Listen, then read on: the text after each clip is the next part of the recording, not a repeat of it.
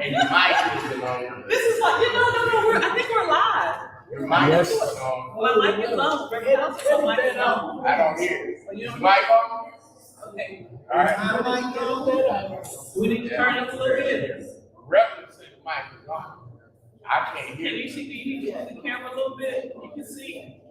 You know, I brushed my teeth today. We're so hungry. Yes. Thank you. We're ready. And last time. I know, right? August, that was summer months. We're ready. We're streaming live, and then we'll be live on TV, Channel 12, and all of this. So y'all welcome to the Pensacola Network. Y'all know the deal. We're gonna act like we got Oprah money. You ready? Welcome to the Pensacola Network. They act like we got Oprah money too. I know y'all see my cute self up here, but do y'all know this fine, smart, beautiful woman here too? That's what I'm saying. Hello. This is Gail. Y'all welcome Dr. LaSharon Wiley, who is my special co-host today. Dr. LaSharon Wiley, retired from the university, and these days she represents, I'll tell you what she represents off the jacket, but these days she represents Ancestry Hotel as the director of culture. And so if you need a free hotel, just give her $129.99. You heard me. $129.99. She'll give you a free hotel. Partial room. Partial room. I'm sorry. That was pre-pandemic prices. I'm sorry. Give her $259.99, and she will give you a complimentary room. That's right. This is all of Ancestry properties. That's right. Actually, the only property you're gonna get for that money might be, I won't even say that. We're gonna be averaging a whole lot more than that, but because you're special, we might take you in for $299. Yeah, just come on in. The 129 is in Boise, Idaho, at the Motel. Excuse me, Warren said Motel 4. The 6. Well, y'all welcome Dr. LaSharon Wiley, because it really is good to have her. She's done so many wonderful things in the community and has been a part of the Pensacola Network since we started. Yes. You're doing great work. Oh, well, I wasn't fishing for a compliment, but thank you. You wouldn't have to fish because you are all that. Wait, I'm about to do the running man. I don't even know how to do it. I'm about to do my happy dance. And so to all the people out there in television land and on our social media platform, Facebook Live and some Instagram and internet and TikTok and all those things. Hello, y'all say hi. Say hi to them, Dr. Wiley, because they're out there looking too. Yes. So we are happy. So you have this beautiful jacket on, representing some blue and silver. I got new contacts now. It's blue and white. Blue and white. Yeah. Shining. I am shining, and I am a member of the Zeta Phi Beta sorority incorporated. Thank you for that. And graduated third one over here. Graduated from the Tuskegee University. Being from right here in Pensacola, Florida, and we're looking forward to, I hope I'm not saying too much here, Keep going. but we will be, as you all know, doing the memorial. Hopefully in February, we will have people from all over America coming in celebration of the making of the bridge and the opening of the Chapter James Memorial. So we'll look to hear a little bit more about that, but we're pretty excited about that. Yes, and that's the 3 Mile Bridge for those who don't know, because we're not here in Pensacola. That's our 3 Mile Bridge from Pensacola to Gulf Breeze and then on to Pensacola Beach and points east. And so this is a big deal. Yes. This may be the first transportation system there named for an African American, I think, maybe in Northwest Florida. I know that to be true. Okay.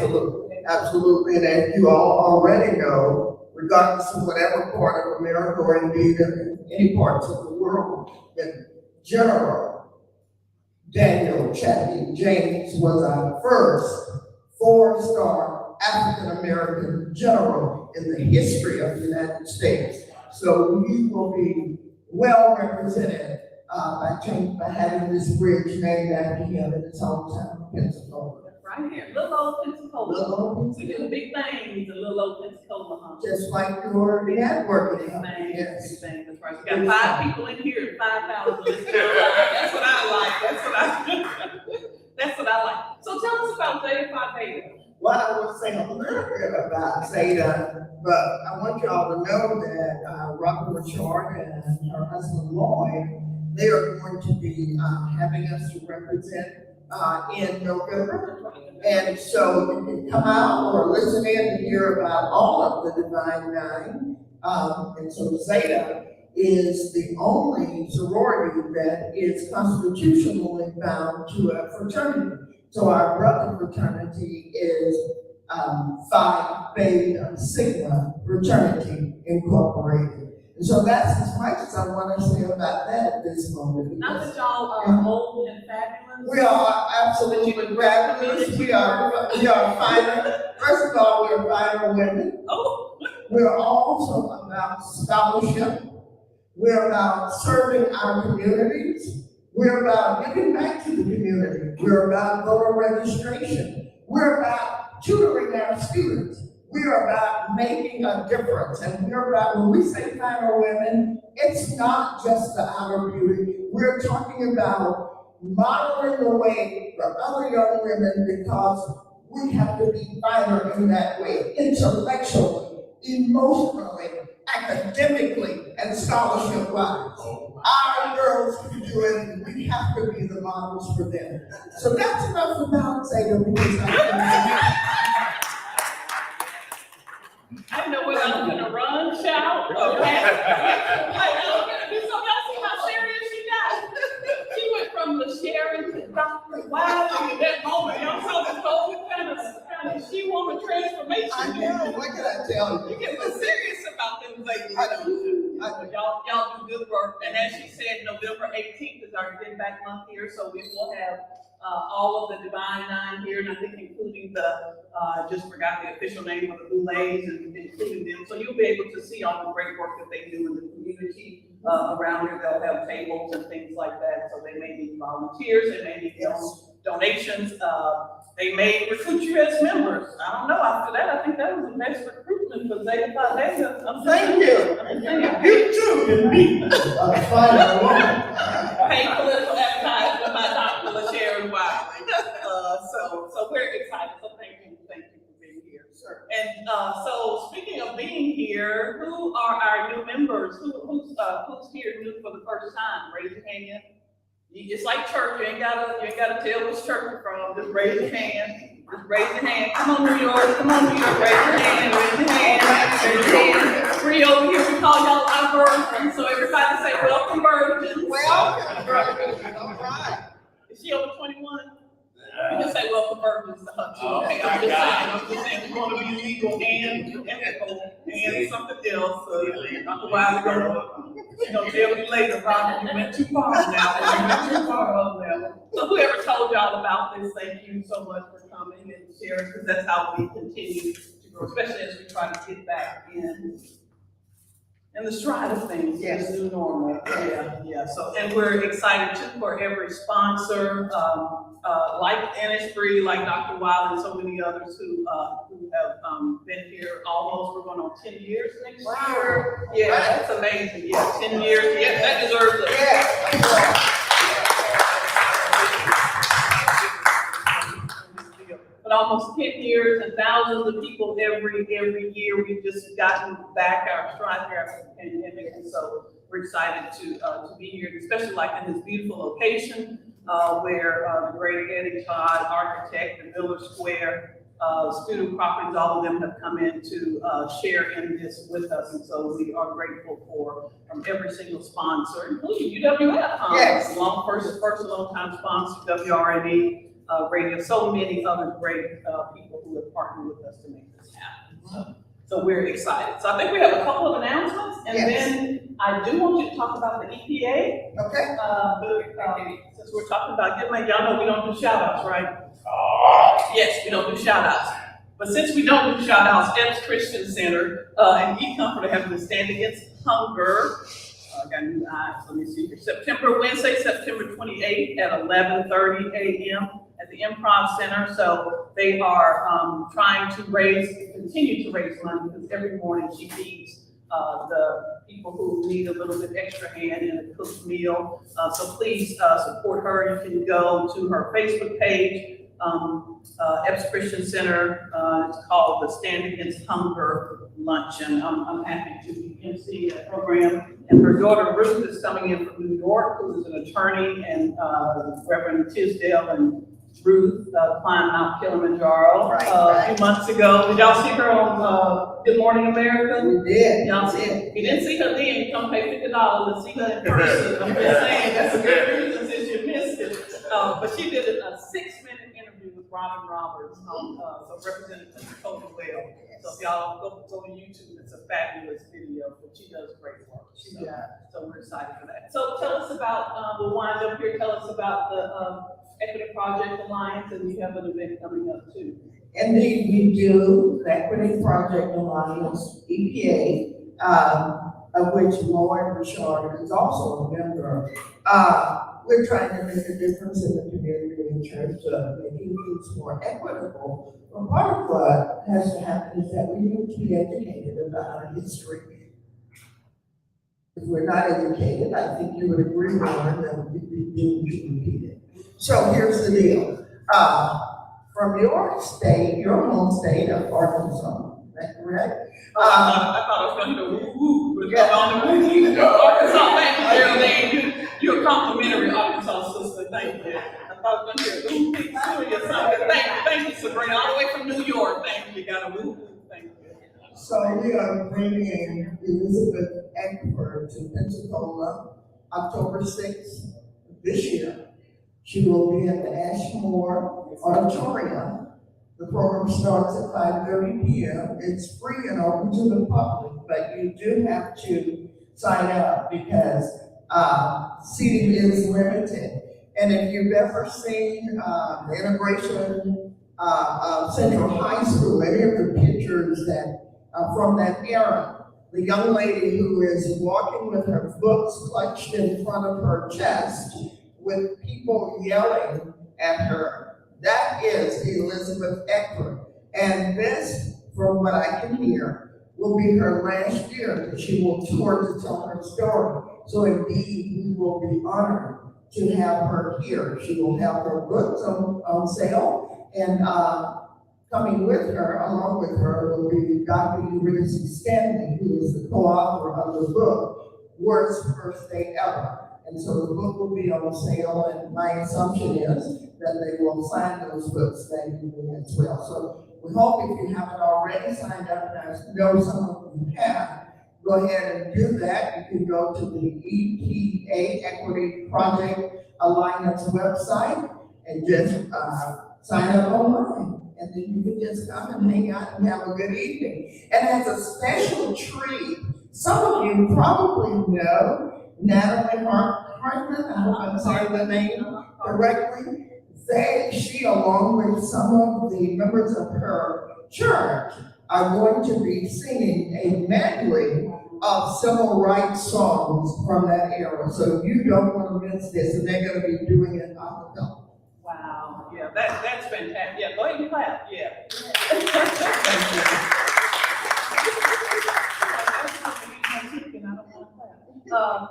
So Elizabeth Eckford is not only, as you said, a treasure for Little Rock and her struggle, along with the Little Rock Nine, Daisy and Elsie Bates, who were they were the leaders that you didn't see on TV, you know, people behind the scenes, adults behind the scenes working. But she continues to tell that story. That must be gut-wrenching and heart-wrenching for her, and yet she continues to do it. And along with Dr. Eurydice Stanley, her daughter Grace co-wrote that book too as a high school student, and so her and her son Christian, thank you, Grace and Christian, they are lovers of history, particularly African American history, and show her here is really, yeah, that's a jewel. It's like seeing Martin Luther King, y'all, I'm just saying. With Coretta Scott King, it's like seeing Coretta Scott King, I mean, not like her. I'm not gonna say that publicly, No. like Coretta Scott, but okay. But it's all good, so. But to see her. Well, y'all, thank you so much. Y'all, if you have anything else, baby, we do that. Lord Char behind the screen. We're good. We're good. Okay, you don't want no credits for that, just because I called your name on camera. Okay, good. Okay, good. You know, we have a production assistant over here, Malik. Y'all give Malik a hand. All right, Malik. Production assistant during our talk with Dr. Veasley. Yes. All right, anything else good before we move? Y'all good? Y'all enjoy the pork chicken? Yes, just clap if you enjoy it. They can't hear you if you don't clap. Yeah. Picking your teeth enjoy the pork chicken. I got it. Well, good. All right, well, thank you. So we'll stay up here with me and let's shoot the door prize. Okay. Uh-oh. Courtesy of Florida Power and Light. And Ernest Dawson is gonna pay the bill. So we have, is that yes, no? Where is he at? No, where's he? He's not on camera, he's not gonna pay. We have 3 door prizes over here, so we'll pull three names. Yep, we got one here, good. We're gonna pull all 3, yep, so we'll have them all come up at the same time. All right. Okay, so you can call the names, I'm gonna get my camera ready here. Okay, so the first one, and you're gonna stay here with me. Okay. In case I can't. Oh my gosh, it's Warren Ruff. Yes. Come on up, Warren. Yes. All right. John Rigsby. Oh, John, he left. Oh, got to again. No, he got no mail. All right. We ain't got mailing money. We got to again. Ernest Dawson. Oh, yeah, come on up. Oh, my. Come on up. You're in the middle. You get 2. Come on, you're in the middle. Come on, come on. Don't tell nobody. Come on up. Sabrina Weeks. Oh, come on up, Sabrina. You know.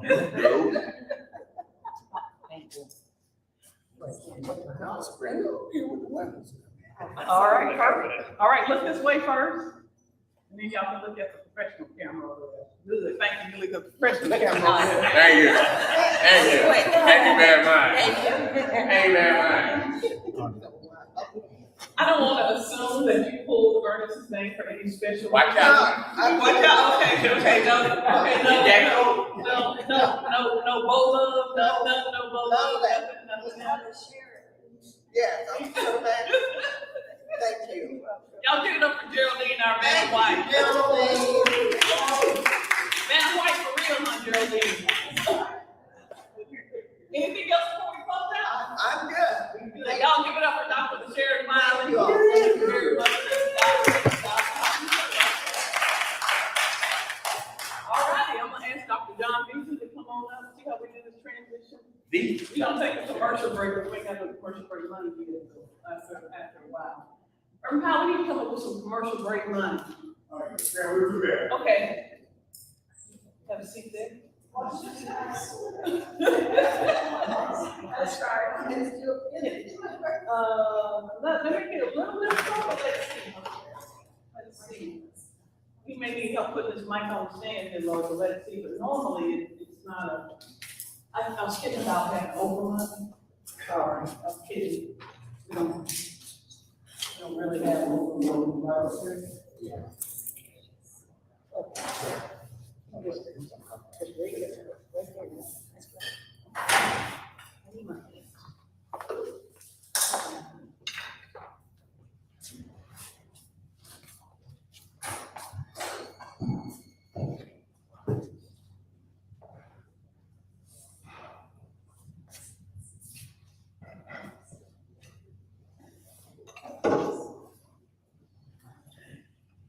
So, yes, we're live, so we're just feeling, what they call that, radio dead space. He's making, tell them what you know before we get to the FBI, when you're talking about you were making some signs or something. Before I introduce you, please tell them what you got, hold the microphone up, please tell them what you were doing. Okay. Okay, all right, I just want to make sure that you don't have no SWAT team coming here talking about who's making these signs or anything on there. Good. You can see him okay? You can see him all right on TV? Okay, good, all right, y'all ready? This is the next part, okay, y'all ready? No. It's a mic, well, you know, you have to put a mic on the stage, y'all ready? Wait a minute. Yes. Y'all get Reverend Powell, Reverend John Powell, trick for you for hand. He's our other production too. That's right. He is.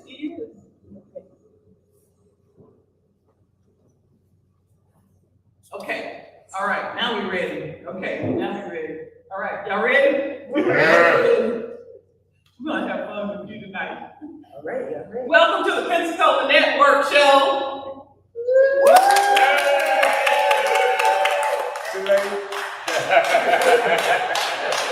Should have had a clap for that. Y'all were good. I wasn't ready, but y'all were ready.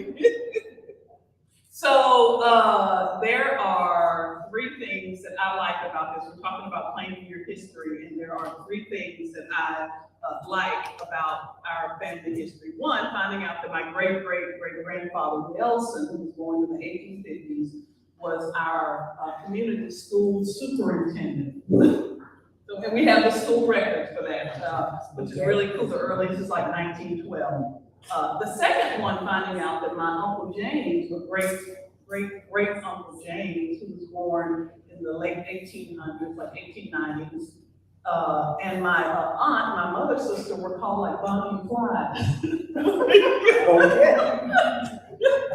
So we won't tell that because we're on TV. We won't tell because she's still living. So we won't talk about that. But I think you get the gist of when I say Bonnie and Clyde. Yes, and she told me that, so it's all right.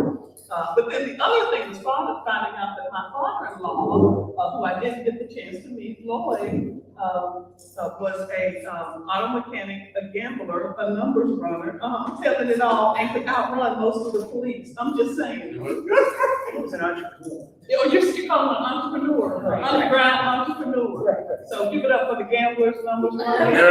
Yeah. Y'all probably should clap for that, but for me, that shows in our history. Each one of our family histories, there's public information. So, newspaper accounts for things, oral history for things. That there is good, bad, and ugly in our family history. But that there is this plethora of information in each of our family histories that are not necessarily claimed by families or claimed in the history books. So I'm really excited to have this conversation with Dr. John Veasley, who is a retired dentist. He is a retired military commander, and he is a historian, family historian, and genealogist. So please give it up. Please welcome Dr. John Veasley. Wait, and I'm sorry, and a proud Omega man. So y'all give it up for Dr. John Veasley, proud Omega man. I'm sorry. You must have some other divine knowledge that people are going, oh, okay, Omega's not okay. We would hate to have them feel left out. Yes, that's right. Probably, we are having issues. So can you just hold your, hold it up close. Hold it up close to you. Probably. There you go. Okay, thank you. So first, I reveal this secret that we have our own Bonnie and Clyde in our family. So as a family genealogist, what secrets do you want to reveal right now? Go ahead. Let's see. A little tawdry one. Tawdry is good, right? There was a lady who was married and had a child, and her little sister was asked to come over and help. Well, when the little sister came over and helped, the little sister helped herself to the husband too. And the little sister had a child with the husband. strange thing is, both of the women had daughters. The daughters had the exact same name. This is in your family, right? Yes. Okay, yeah, you win. Yours is juicier than mine. I think you just wrote Tyler Perry's next play, movie, something. That hadn't been done yet. Yeah. I don't think anything was new under the sun. That was a twist. That was a twist. Okay, all right. Well, I did ask for some juicy stuff. So. But I'm not saying names. Okay, no, please don't say names. Those ancestors, those descendants are maybe still living, and you said your family. So how did you get interested in this? Was it stories like that you heard, and how did you get interested? Hold your microphone up. I got interested in genealogy because at about 35 years old, my father passed away. And that's when I realized I don't know anything about his side of the family. So I started asking a few questions, and nobody had a lot of answers. So I started researching, and I found out that educated people don't know as much as they think they know. Having a degree makes you think you know a little more than you do. I was pleasantly surprised when my aunt, who had probably about a 6th grade education, rattled off her father's siblings. One by one, gave me their spouses' names, and even during a few years, there were 16 of them. Wow. She knew them all in order, and their spouses, and she gave me some of their children's names. And that made it so much easier to do the research on that branch. So in the intro, I mentioned that, so you're talking about oral history, but I mentioned these different spaces that we find our history. So whether they're school records or census records, government records, public records. Talk about how you, we'll get into the papers, because everybody has a copy, then we'll share it on the screen. But kind of talk about how you, after your aunt shared that, how you kind of went about finding some of those records in public spaces and in private spaces. Well, the first thing that anybody should do when they start doing genealogy research is go talk to whoever goes to all the funerals. Somebody has a collection of obituaries. In my family, I am that person now. I have at least 300 obituaries. And word of caution, obituaries are wonderful pieces of paper, but they don't always tell the whole truth. They usually don't tell about the second wife and which children are stepchildren, or they don't tell about the outside children. And when you see it there, take it with a grain of salt. Make sure that you can verify with some other government records. In the state of Mississippi, where I'm from, they do what's called the Educable Children record. Any child from age 5 to age 21 was recorded with the parent's name. They started this about 1880, and they've been doing that ever since until about 1955, 60, somewhere along there. And that's a great record because the 1890 census was destroyed by, there was a fire in the Commerce Department in DC, but the records weren't destroyed by the fire, they were destroyed by the water that was put out the fire. There are marriage records. Using the county courthouse. So one minute, before you get there, I want to know your search. So we'll get into those details, because I think that's important, especially with the forms. But your search, once you got your aunt's information, where did you kind of start?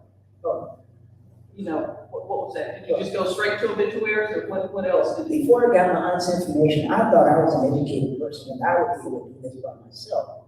So I started looking at census records, and I went to the library, Pensacola's library, on the second floor of the old library, and they had that small room, much smaller than half the size of this room. And I looked at microfilm, and microfilm. Bad for your eyes. Luckily now, most of the stuff that's on microfilm has been digitally recorded, and you can actually search it. Did you check with other family members? So your aunt had this amazing memory, and then you went to the library, but in that, did you check with other family members that may have a different perspective on or additional information? Oh, sure, we talk to all the family members, but some family members aren't really ready to talk, especially if there's a juicy secret. They won't tell you everything. They don't want to talk about out of wedlock children in many cases. And if you're from the South, you probably had a relative suddenly decided they were going to go up north. Go stay with relatives in Chicago, Milwaukee. That's where the trains and buses went from Mississippi. I guess from Pensacola they went to Ohio. This is to go have a baby, that's what you get there. Oh, We ain't telling anybody's names, but so they would send the young lady, Yeah, you're saying. Yes, Okay. that was what happened. On the train north, okay. Yes. So when you were doing your searching, did you find some of those things, so that you had to look elsewhere for those records? Well, yes, but people try to not tell a whole lot about those. So you didn't have, if the child is not born right around a year ending in 0, or right before a year ending in 0, then that child is not listed on the census until the next city census comes around. So if that child is now almost 10 years old and back living in Mississippi, and his parents, with his parents, their parent may have gotten married, or maybe in the grandparents' house, then you don't suspect, or you don't see that. You'll also see a lot of people in parents' houses where the person is married. The young parent is married, and the spouse is not in the house. And I don't know if that's truly married, and the spouse is out of the house, or that person is just married for the purpose of making a record book. How did, when you were doing this, how did your other family members respond to you? I hear you say someone didn't want to talk, but how did the ones who responded to you, how did they respond to you? Oh, they were happy to find out whatever I was finding out. My mother was my biggest cheerleader. If I hear something, find something, I'd call, tell her, and she said, yes, that's right. I do remember that, or I don't remember that. And every time I would talk with her or talk with others, when you find information and you tell somebody something, it has a good chance of jogging their memories, and more things will come out there. It's amazing when people sit down and say, I don't know anything, and you start talking to them. Yes, you knew that, and you knew that, you knew that. So it's great to share what you get. Yeah. So we talked about oral history, particularly your aunt. Were there other records, and we'll talk about census, and we can go ahead and put up the other record. Malik, are you ready?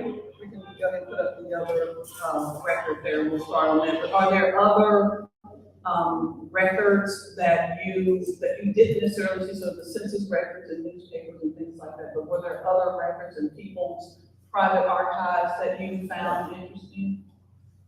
So Not so much private archives, people would collect newspaper clippings, they collect obituaries, and you want to look at family Bibles. Family Bibles usually, will many times have a record of marriages, births, deaths, and divorces. And the superintendent's office will have school age records. And with the federal census, you'll have that done all those years ending in 10. But sometimes states do funny things, like the state of Florida does census, will do census for years ending in 5. And those are good records to find. And so speaking of the state of Florida, so I remember we went to a genealogy workshop in Alabama a few years ago, and so it was specifically for, I think she had been the state archivist. Yes. I don't remember her name, she'd been the state archivist, but that was specifically for Alabama. So you're in Mississippi, and you said you may have had a cousin or something. may have had a baby in Ohio or somewhere, but are there differences in states on how you can get to those records? Yes, birth records are extremely hard to find. If anyone has relatives in Indiana that die in Indiana, I love Indiana's death records. They're online, they're easily available for everybody. The state of Mississippi, not so much. You will get an index of deaths in most states that are easy to find. Sometimes they'll do it only in the year of a census. But records aren't as easy as we would like them to be. Not all the records, but it's great to see an Indiana death. Yeah. So PJ is here, and we were talking earlier about, she said that she had, her family genealogist, and she'd done this amazing research, but that she was running into a stumbling block of sorts, looking at Native American ancestry. Are there cultures where those records either are not easily attainable, or that there may be some blocks, or that they collect history a little bit different? Did you find that in your research? Yes, well, first, we all know that African American history is going to be difficult to find beyond the 1870 census. I was lucky in being able to find Freedmen Bureau labor contracts where people went into sharecropping agreements immediately after emancipation. The people looking for American Indian relatives will find that difficult, and some years you will have a Native American census. There'll be a special section of the regular census that will be for Native American. But during the 1800s, when they were clearing the land, let the Trail of Tears moving Native Americans from the East Coast all the way over to Oklahoma. They took Native Americans from North Carolina, South Carolina, Florida, Georgia, Mississippi, Alabama, Tennessee. Anybody who's in the path, they took that way. There are records for some of those called the Dawes Roads, D-A-W-E-S. And then with some groups, they'll have their own records. I've not done a lot of research on Native Americans because I've not found that in my family. You'll have many African Americans claim that they have Native American blood in their line. Most of it is how do I say it nicely? Wishful thinking. Yes, wishful thinking. Thank you. Yes, that is wishful thinking. It is not always there. Same as the African royalty. You'll have people who have African blood, but not everybody can be a king or prince. And had to be some other people in the group. Is that, and I get that, I'm laughing because I've certainly have heard that. Is that, does that go directly to the sometimes difficulty in tracing African American ancestry because of that enslavement period, because of you're not considered a full person period, the movement period when we were trying not to be enslaved? Is that a little bit of that? So there certainly was the Native American Trailers, but then we had this whole Middle Passage deal where, you know, our names, not only lives were lost, but our names were lost as well. So you talked about the 1870 census, but there is obviously a record of African Americans before that, particularly in the South. So in the North, maybe it's a little bit different, but particularly in the South. Well, actually, record North is probably just as good as that as South. Except in the case of commerce, when they were actually selling people, you would have records of the sales, and in many cases you will get just an African woman, age about 15, appears to be sturdy, childbearing age, but you also have that willful and not willing to work. Those kinds of things affect the pricing in the market. And when they talk about the age, the older person was not as good an item to sell. And when we're talking about the Middle Passage, I do want to point out this one little thing that Pascagoula Indians in the state of Mississippi, there is a hospital in Pascagoula. It's named the Singing River Hospital.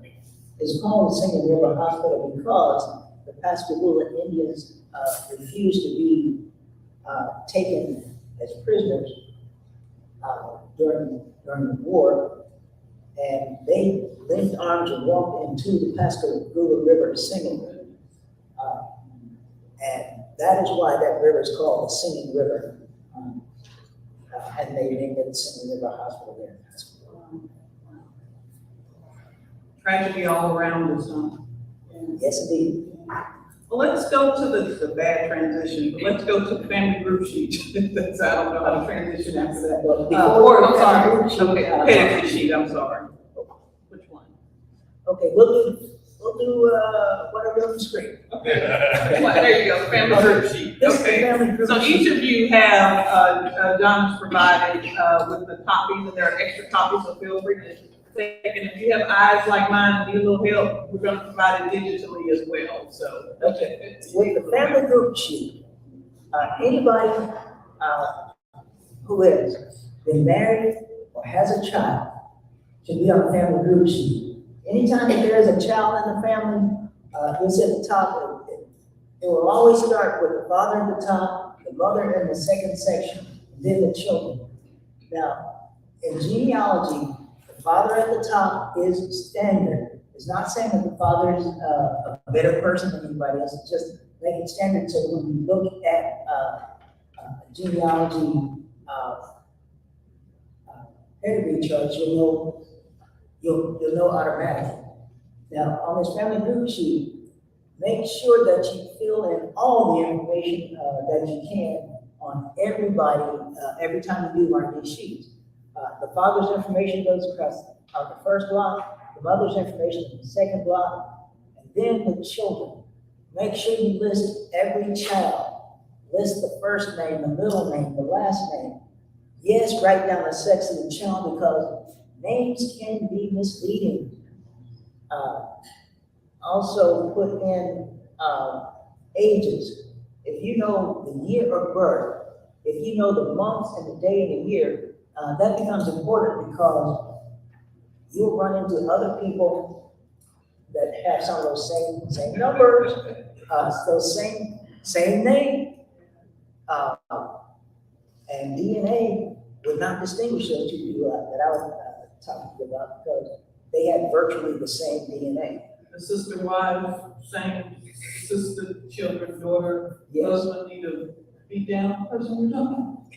But I mean, I'm not saying that in public, but I'm just saying. Okay, so I think it's important maybe to even begin with yourself with this. So to start, is that a good idea, just to start with yourself as a person on there, wherever you fit Yes. in there? You And know. if you are married, if you have children, definitely do that sheet first. Then, any other person in the family that's had a marriage or had children gets a separate sheet. Do the separate sheet. I know it seems like a real pain in the butt, but you will thank yourself later on because it will be so crucial to have that kind of information. Yeah. I want to go back to, because Warren Caruth is here, a friend and archaeologist is here. So I was tracing and still doing some research on what we think is the first Black-owned hospital here in 1922, the Biologic Hospital. And we saw in the census where, I think she was born in the 1870s, married in 1908. So in 1910, we saw her on the census here, but then also saw her on the census in Wetumpka, Alabama, and wondered, turns out her husband worked for the railroad. And so they were listed in both places. So that was confusing to me because I'm thinking, how can you have two people with the same birthday and all of this, but listed in same name? But there are cases, a genealogist told me that you want to confirm these things so that you may have a Mary Smith and with the same date of birth as you said. So you want to have some confirmation with these as well, right? So oral history is great. But Oral history is great, and you'll have oral history that will tell you some of those things. When you have grandchildren, sometimes the grandchildren are at the grandparents' house, sometimes at the parents' house. when the census is taken. And if they're at both places, they can be listed on both censuses. My mother's listed on the 1930 census in two households. I'm sorry, 1940, with her grandparents and with her parents. Anybody else send their children to the grandparents sometime? I'm just saying, that just a southern country thing? Okay. Anything else about the sheet before we go to the next one?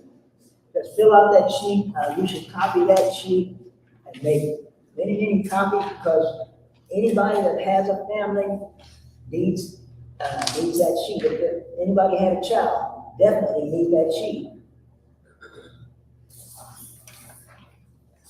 The next one is the sixth generation pedigree chart. Now, the pedigree chart is what people think that they want to walk in and do on the first day.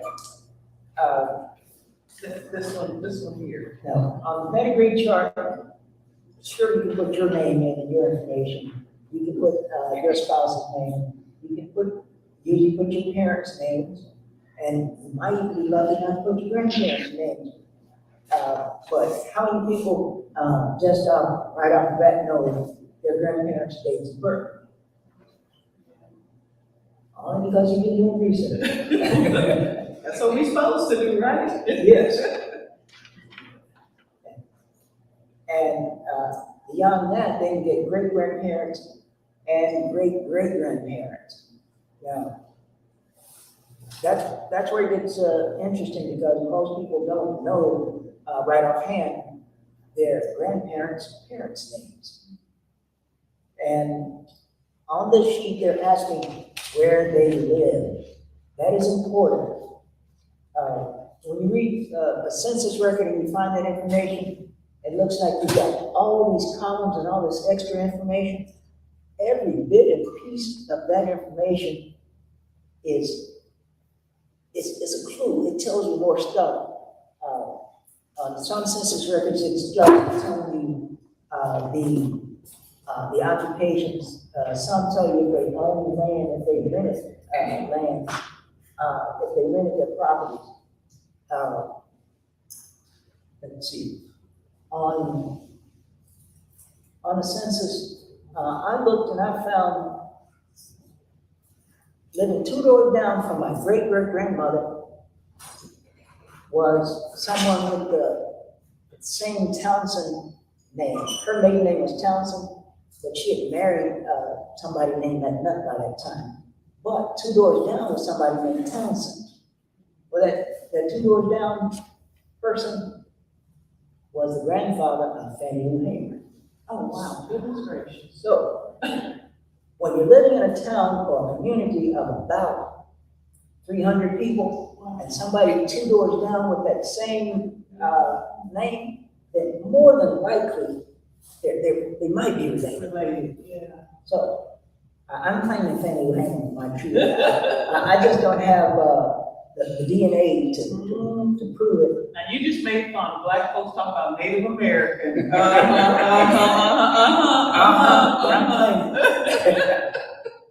So the other thing interesting on here is the death place. You mentioned obituaries earlier that talk about the significance of reporting where somebody made their transition. Yes, you'll find many times that records will, the official record will say a person died in one town, but they actually lived in another. That's when they lived in a hospital, or they were in a nursing home, or they were staying with one of their children or a sibling. But Social Security death records, I want to warn you about those. They are notorious for not having the right name. Military records are notorious for not having the right date. Lots of people would put the wrong date on there so they'd be old enough to actually go to fight. You'll see on marriage licenses, a lot of states, 16 was the legal age to marry with parental consent. 18 for men, 21 for women, without parental consent. So, it is not unusual for a parent to bring a child in and say, yes, she's 16 when she's 13 or 14. I'm laughing because my grandmother was 13 when she married. And wait for it. And my grandfather was 27. So today, we would wink and turn around and, take him to court. But in 1926, right? So that was, she tells a story about being up under the house playing with a doll, and here comes our grandfather Chester asking Granddaddy Will, her father, for her hand in marriage, and his question was, "You got my girl big?" Oh. I'm just saying that was the language. She was not big. A couple of years later, she was big, but but that does go to show that there are some records that maybe, but that's where that oral history is really important to get both of those stories. Yeah, get the whole story. It's a whole story. Yeah. All of that in between. So the other thing that you brought with you, I love the show and tell, is you brought pictures. The importance of that visual representation, particularly for for everyone, particularly for African Americans, to have those photos. You bought what, 3, 4 with you? So if you look up on the screen, we're going to go back to Malik. Go to that. We'll start right there. Okay, all right. That is the Gregory family. If you start on the far right, that man in the middle is John Gregory. He's my great-grandfather. That is his family above him. And let's see, you see to the far right, that little dark-skinned boy, but you can't see his bare feet. That little dark-skinned boy is my grandfather. And just far right at the top. Far right at the top. Okay. And next to them, in the center at the top, that's my mother and father. Right below them, you look like your daddy. I've heard that, and that's a good thing. Those are my mother's siblings, crowded there in the picture in the middle. And And as usual, like in most situations, in black families, you only get pictures of the whole family together when somebody's died. Yes, that was a funeral, and that's 2, 4, 6, 8 of the 10 children that were there. So more than likely, it was the funeral of one of their siblings. I think that's like in most families, right? That's when we gather, Yes, weddings, that's when we funerals. Mainly funerals. Yeah. And let's see, to the far left, that's me when I had little hair. You and Barbara. My wife and 2 children. Below that is my mother's 9 children. My mother's there in the front with a little red sweater on. And the picture on the bottom right, that was the Gregory family reunion in 2019. And like most black families, you try to have a reunion every 2 years, right?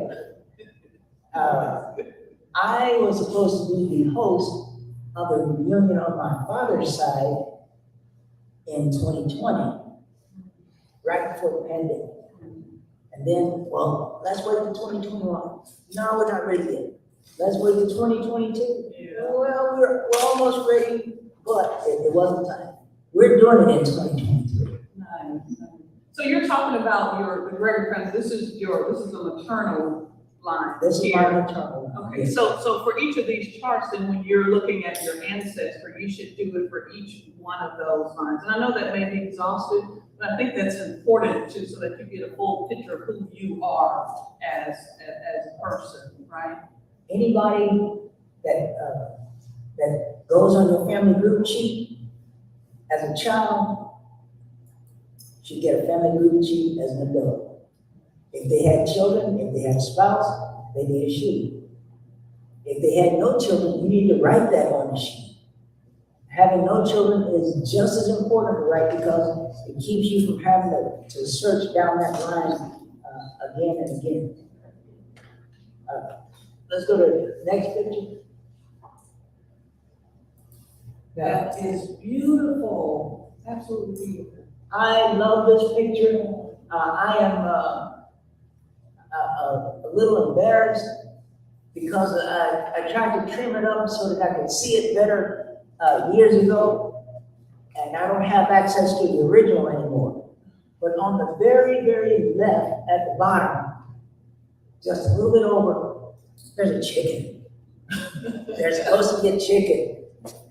So from the tall lady in the skirt on to her left, there's a chicken? Yes, there's a chicken. Okay. And if you look to the right, you see that at the bottom on the right, that little thing coming out is the structure of the house. Oh. That's wood. Wow. And you see behind the people in the picture, that's a sheet on the wall. Because black people didn't have fancy houses, so that they had this great ambiance for pictures. There were some black people that had all of that, so let's.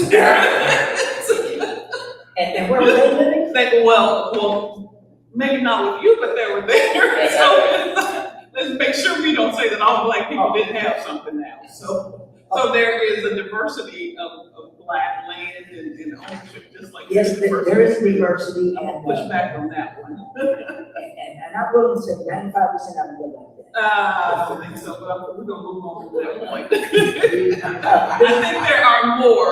This picture was taken in 1920. Okay. There is a lady sitting in the lady's lap. That baby is wearing a dress.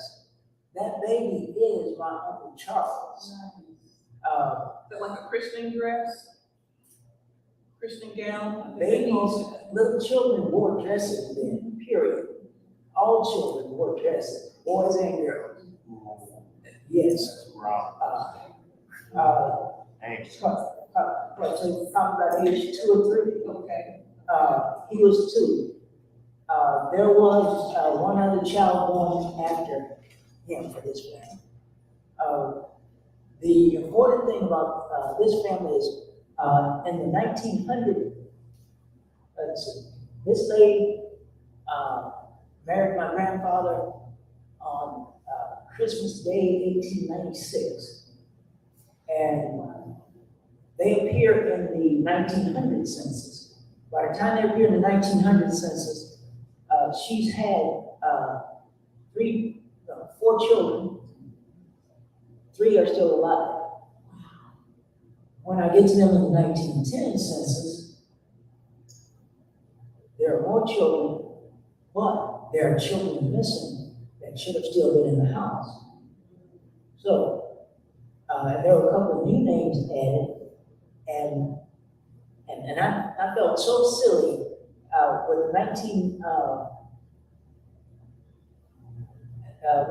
with that next census. They had a child named Billy, and I was so embarrassed when I got to the next census. There was no child named Billy in their house because that child had actually grown up, gotten married, and he was in the next house, and he was named Taft. Now, the significance is his name was William Howard Taft Gregory. Wow. He was named William Howard Taft Gregory because President William Howard Taft was running for president, and he was doing a whistle-stop tour. He just happened to come through Kosciuszko, Mississippi, at that time, right before my grandfather was born. They attached that whole name to me. So It's like Abraham Lincoln. yeah, don't ask me why. There were plenty of Abraham Lincolns, George Washington, and Andrew Jacksons. Yes, Andrew Jackson. Yeah. And other presidents' names attached to people with their last name. Yeah, we have Henry Clay's in our family. Yeah, statesman. Yeah. So this. How were you able to find this photos? Because I think a lot of people, in general, African Americans in particular, are looking for these documents. And so we see a lot in research in general. We see a lot of these in private archives. Are you finding This came from a family member. It was very deep, and I heard about it, and I begged for it, and I was able to get it. The next slide will show. This is my great-grandfather, John Gregory. He was married to the lady sitting in the chair, and those are his children. The picture of the wife and children was a 1920 picture. The picture of him is about a 1950 picture. okay? Oh, on the wood pile, Sitting on a pile of wood, looks like he's done a hard day's work. And I don't remember him at all because he passed away when I was about 3 or 4 years old. And my mother's father had leukemia. He passed away when I was maybe 1 or 2 years old. So I never got to meet him. And the only picture of him that I have is that one little picture of him as that little dark skinned 10-year-old boy with barefoot on that picture. well, these two, right? So, That's his father. oh, this is his father. Oh, okay. Right, that's the husband of that woman and father of all those children in the previous picture. Okay. So what are stories like this about, we talk about, so we have records, and for you, what do visuals like this do for you when you're looking at your ancestry? Oh, Your ancestral history? this is great because my grandfather's forehead, my great-grandfather's forehead, my mother had that same forehead, and all of her sisters and her brothers, and I see it in my my forehead, my siblings and relatives, we have that Gregory forehead. Proud. Absolutely. It's something to look forward to. It ties you to the rest of the family. Other little funny thing, on my father's side, we have what's called polydactyly, extra fingers. You ever heard of anybody having extra fingers? What they were used to do is tie a piece of thread on the finger, just like they did here, and this side too. And they do that as babies, and those extra fingers come on. And they leave extremely sensitive little nubs right there, lots of nerves. But I am a lucky one. My father's identical twin brother had them too. They did not cut his off. So he spent a lifetime of trying to put gloves on, trying to work, actually with an extra finger hanging off the side there. You can't put gloves on those things comfortably. Sounds like he should have been making a 6-finger glove. I'm just saying, I don't know. So we're gonna wrap up because I want to make sure that to have the audience ask any questions that they may have. But you pointed out when you talked about the medical condition, again, reclaiming more before I forget this question, reclaiming this in your ancestry, that knowing that medical history. So you talked about a bit about how some of your ancestors passed, how some of them died. So that, to me, that's just as important as knowing this genealogical history, is knowing some of that medical history too. Gathering that medical history. How many of you heard of sickle cell anemia? Well, there are so many people that have sickle cell trait. But if you have someone in your family that has sickle cell anemia, it would behoove you to actually learn if you have sickle cell trait, so that when you are contemplating getting married, having children, that you will know before you decide to have children of the possibility, or that 25% probability of having someone with sickle cell disease. You'll have many people with sickle cell that will die by the time they make their mid-30s. That's because sickle cell disease is not an easy disease to manage. A lot of people don't understand it. When you're that young, it's hard to get someone to actually take care of themselves and do the right thing. Not drink all the alcohol, to stay hydrated, and eat well. So knowing those things, having those conversations is important. Perhaps even documenting some of those on a similar chart. So you wanted to make one final point, because I wanted to make sure. Let's see. Do we have one more picture? Oh, the wheel, thank you. Documents, thank you. This is an excerpt from a 3-page will. The will was written in 1862. The man died just before the Civil War was over. And because he died just before the Civil War was over, that will actually came into existence. I'm looking for the translation.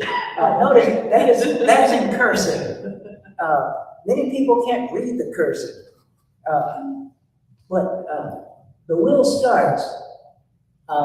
This is the will of William Adams, dated March 21st, 1862, and executed on March 20th, 1865. It says, "In the name of God, amen, I, William Adams, of the county of Talbot in the state of Mississippi, being in feeble health but of disposing mind and memory, knowing the uncertainty of life and the certainty of death, do make this my last will and testament, committing my body to the earth and my spirit to my God who gave me. I cringe when I read this every now and then, because this is a person who talked about having enslaved people and wants to talk about the God who gave him this life. Well, this will says, skipping down to the first and the second part, he writes, I also give my wife Parmelia for enduring her natural life, my Negroes, Aaron, Gilbert, and Melician, and Mariah. Mariah is to have the liberty of living with any one of my heirs that she may choose. An enslaved person having the choice to which of the heirs she wanted to be the property of is, I think, is an unusual thing. But finding this piece of paper is a wonderful thing for me, because the woman Mariah in here is my 3 times great-grandmother. That Aaron Gilbert is her son that I came to know as Gil Adams in lots of census records. And this Melician right here is Melissa. Melissa is my 2 times great-grandmother. And without this piece of paper, I would have no connection to these 2 women.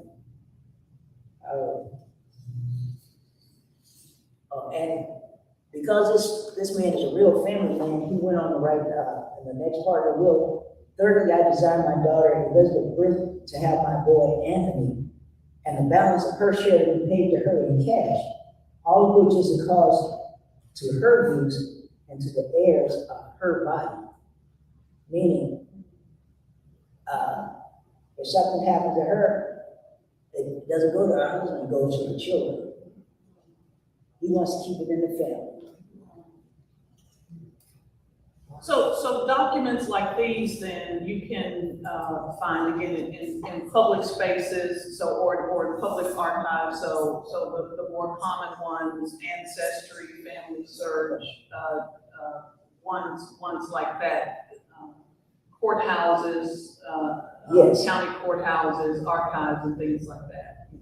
Yeah, most county courthouses will have your marriage records in the circuit clerk's office in the state of Mississippi, property, as in deeds, selling stuff, wills, those are in the chancery clerk's office.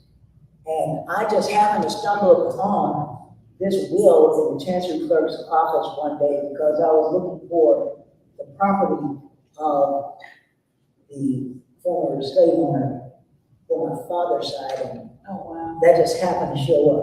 Okay. Your information is great information, but if you keep it to yourself, it's nothing. So, in 2003, my family had a reunion. I put in all the information I had, and everybody in the family who registered for the reunion got this book. This book contained all the family tree information I had, information on the history that I had, and the addresses of every family member that responded to the reunion. Well, thank you. I mean, this has been absolutely fascinating. I hope for you, as you do your, each of you within our listening audience or viewing audience, as you do your own family research, whether it's for yourself or whether it's for looking at an ancestor or a family member or something like that, I think it's important. And so I pushed back a couple of times on John because of I'm gonna ask you about the flag in a second, John, hold on. Because I think it's important that we not think that our history is not there. It's not, an archivist said to me, Rob, Black people just didn't have cameras then. What are you talking about? A camera does not care what race you are when you buy it. And so a lot of those sort of threads like that will keep going over and may dissuade people from looking or from thinking that, we didn't have something when John was showing the house, that, we didn't have a particular type of house or anything like that. And sometimes that's a narrative that's being pushed out. That's not exactly for everyone.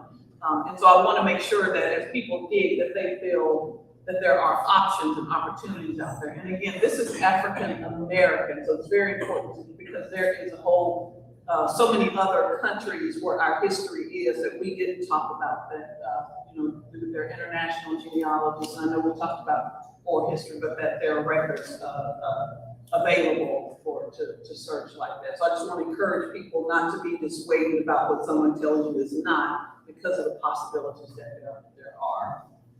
And I want to make sure that everybody knows when you start doing your genealogy research, you need a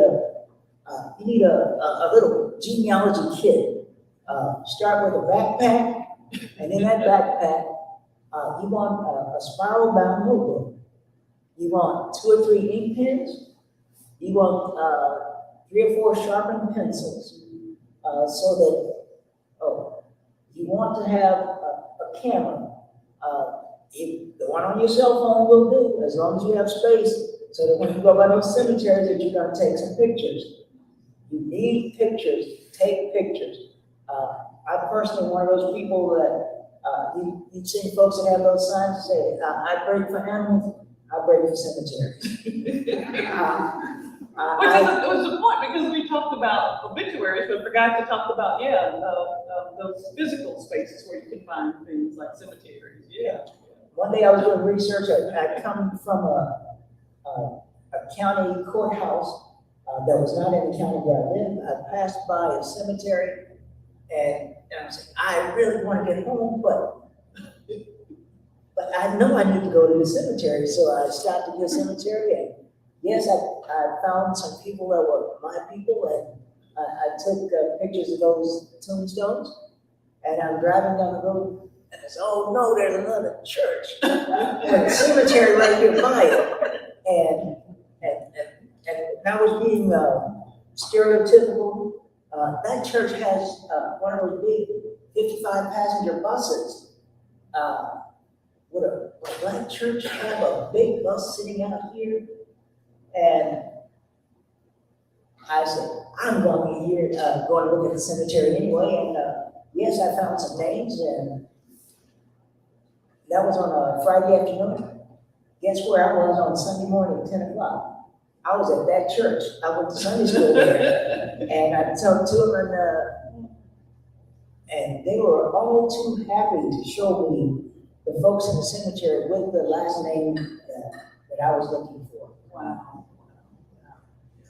So be curious and be open to change. Oh, to absolutely. adapt. So tell us about this flag that you held up here so proudly, because I know it's not the Omega flag, so tell us Well, as we close out.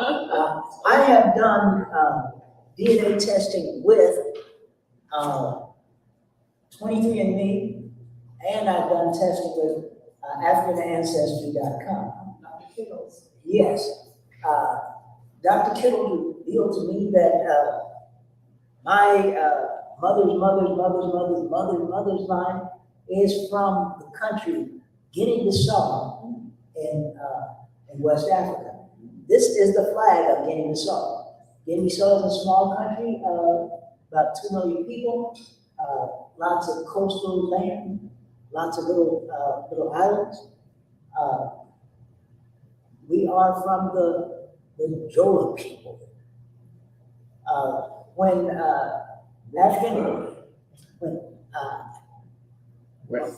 West Coast. When African Ancestry.com takes your DNA, they do not store it.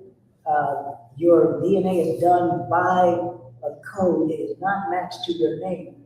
So if you get your DNA tested with them and you lose your information and you want to write back and ask them for more stuff, if you don't have your code, they can't help you. Your name means nothing. I think the point of that, we'll close with this, the point of that is that there's been some pushback on people sharing their DNA because of governmental agencies being able to access it. So others like Ancestry and 23andMe say that and then may share that. So Dr. Kittles was very intentional. He's on some of the boards of those other ones as well. He's a geneticist, African-American geneticist, and well-known and well-respected genealogist. And so he chooses not to preserve your individual DNA, but to keep the information, but not the root. So I think that was his point in doing that. So more so than being lost, it's maybe not being found.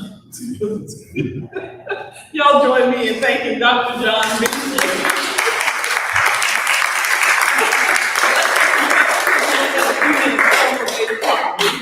We have done some questions. I know we have gone far and beyond. So yes, so have a seat here, Dr. Veasley. So you're still in the camera. Yes, ma'am. Sabrina.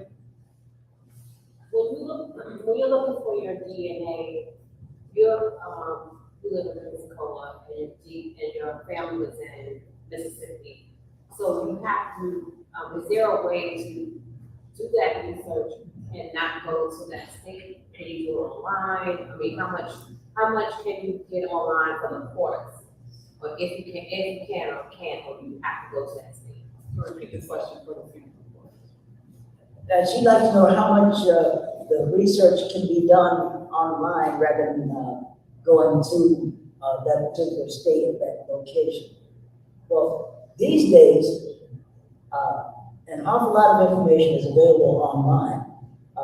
Marriage records, death indexes or indices, divorce records. You will not be able to see a birth certificate online. And there are, say the school records for the state of Mississippi, school-age children, that record is online on their educable children. There are things that will not be online, like the specific copies of marriage licenses. In most places, you won't see that. But I do want to caution you, when you look at records online, you will see transcripts of records. Those transcripts are dependent upon the accuracy of the person transcribing. And before you can get to the person transcribing, remember when people did census records, I think that the only requirement to be able to be a census taker was that you had to have transportation and you had to be able to write. It didn't say you had to be able to spell. It didn't say your writing had to be legible. In my family, Veasey was transcribed as Twosay in the 1910 census. I had to go page by page to actually find my people. The U.S. Army enlisted a family member, Veasey, one of the 7 translations I found in my name. They spelled it Vasay,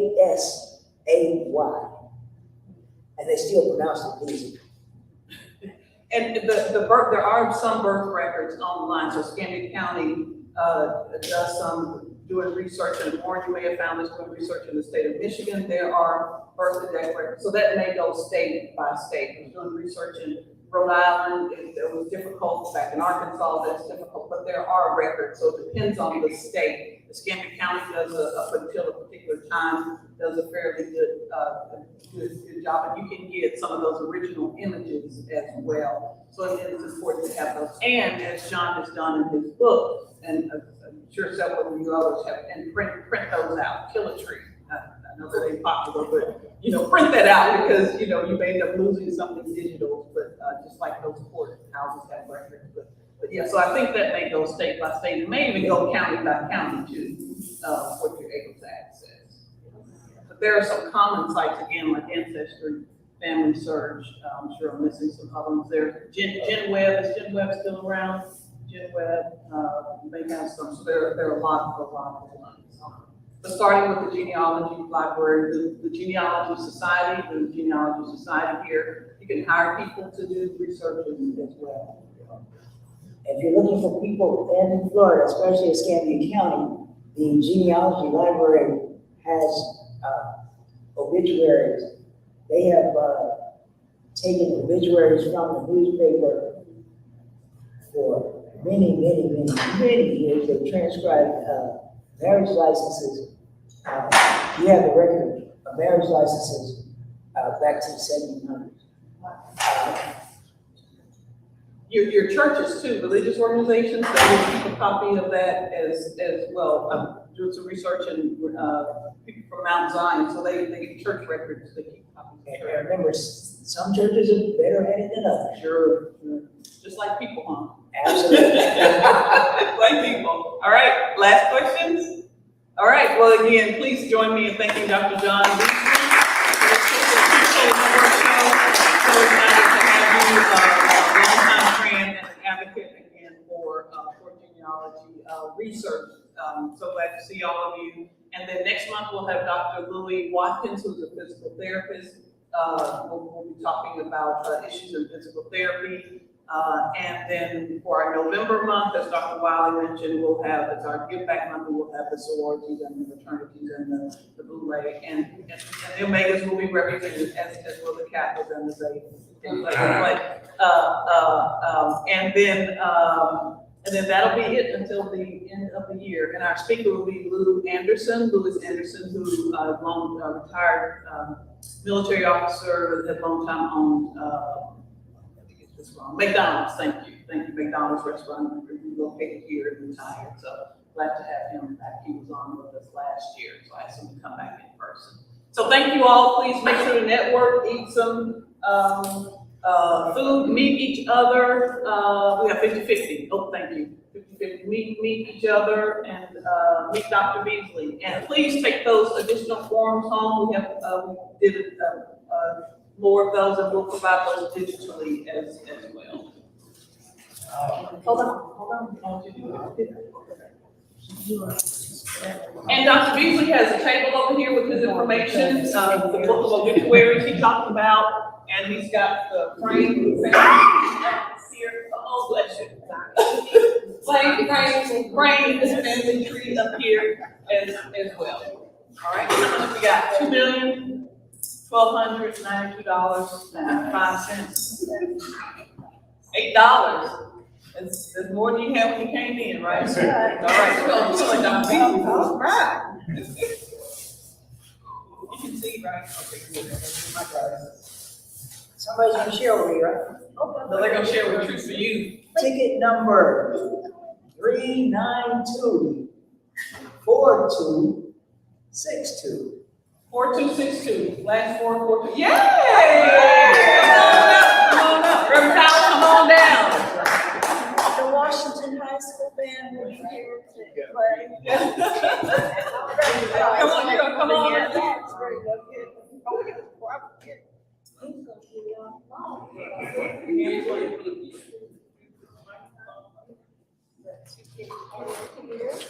We're gonna get Reverend Powell in the picture down here. That's cool. Graciously up. It's the first time. It's the first time, that's right, and she wins money, so hand the money to her, John, because she won the money. Congratulations. And that's Reverend Powell, so let's give Reverend Powell a handshake there. John, give a handshake, he even wins. All right, this way, 1, 2, 3. Nice. All right, got it. All right.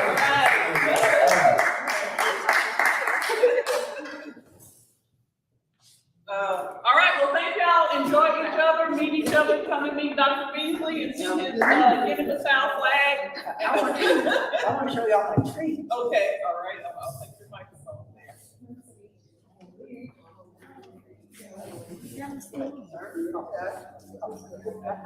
We're good.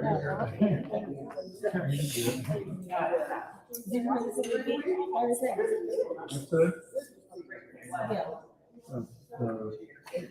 that? Yes, I went to the one. Yeah, everybody's up here that studied. Yeah, it was pretty. Oh, I know, I'm glad you see, I didn't even, for the camera, I didn't even see that. Serving, no, I've been temping at the school district Okay. and payroll. Okay, gotcha. Okay. Good. That's very. Okay. I'll give you a call about some of the workforce programs and maybe you want to do those upskilling, you know. Oh, yes. What is it? Let me get a picture, I'm trying to remember what it actually was. Hold on, John, hold on real quick, right here. I'll show you, yeah.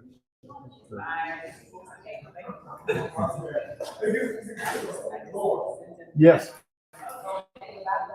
I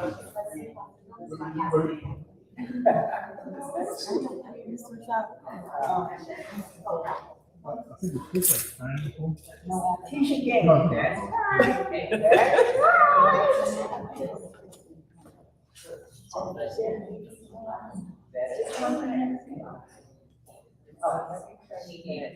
So like when you